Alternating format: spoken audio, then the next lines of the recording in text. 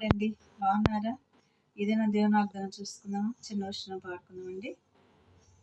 చీకటి తొలగే నీతి సూర్యుడు నాలో ఉదయించే, నీ సాక్షిగా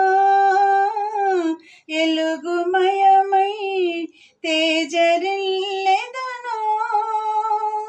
నీ ఉన్నంత వరకు ఆశ్చర్యకరుడా. నాలోచన కర్తవు నీతుడగు తండ్రివి, నా షాలేము రాజువు. ఈ దినం దేవుని వాగ్దానం చూసుకున్నాండి. యెషయా 60వ అధ్యాయము 5వ వచనం చూసుకుందామండి. నీవు చూసి ప్రకాశింతువు, నీ గుండె కొట్టుకొనుచు ఉప్పొంగును. ఎందుకంటే ఉప్పొంగేది ఇక్కడ సముద్ర వ్యాపారము నీ వైపు త్రిప్పబడును అని దేవుడు చెప్తున్నాడండి.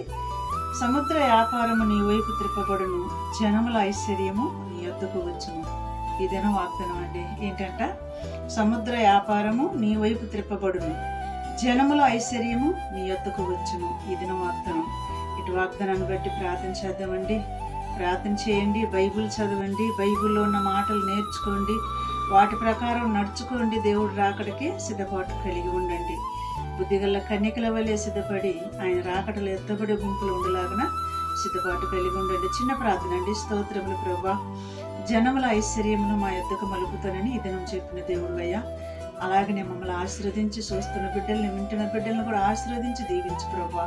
వాళ్ళకు మంచి ఆరోగ్యము దయచేసి ప్రభువా, నాయన నీ కృపలో భద్రపరిచి కాపాడమని యేసు నామములో అడుగుతున్నాను తండ్రి. ఆమేన్. God bless you.